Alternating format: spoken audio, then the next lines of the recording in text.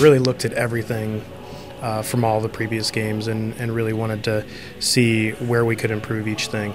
And nothing was sacred, so we really improved all aspects of the game, even from swinging around the city, combat. We have a whole new combat system with aerial attacks, web attacks, a lot more web-centric combat, which obviously is a thing that you want in a Spider-Man game, which we didn't have as much of in the past. Every single thing we built, we wanted to make sure had different objectives, different things to do, playing up the game mechanics. I mean, this character is pretty unique and he does a lot of different things, so we wanted to make sure to play up each of those aspects throughout the course of the game.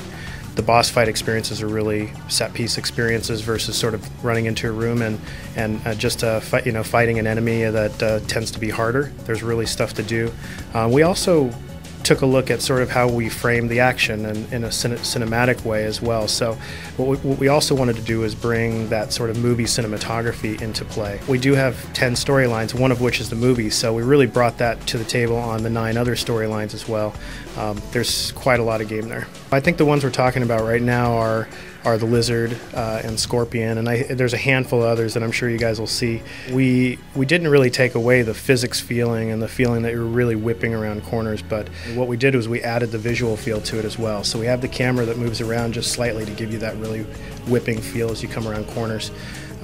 It's not as fixed, and what that allows us is a lot of movement on the screen and really that sort of robust, like when Spider-Man launches himself into the air and he does that big sweeping arms back, you really feel that the camera's sort of involved in that process too.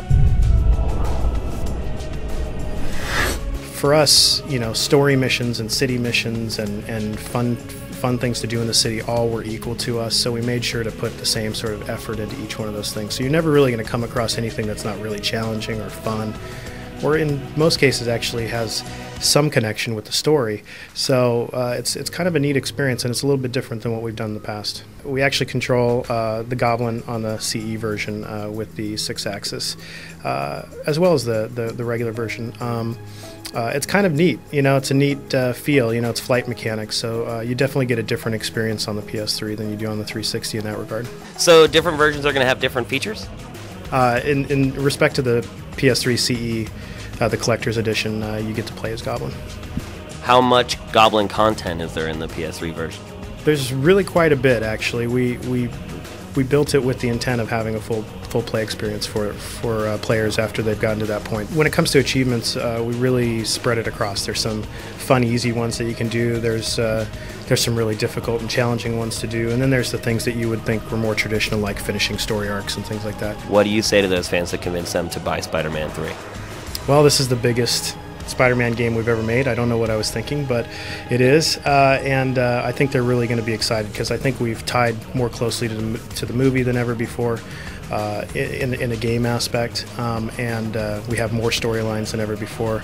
It's the biggest Manhattan we've ever created, and I think we really took the time to make sure that each experience was unique and a fun time for the players. So I'm really excited to get this into people's hands and see what they think. In stores, day and date with the movie, May 4th. Well, thanks so much for talking to us. Thank you.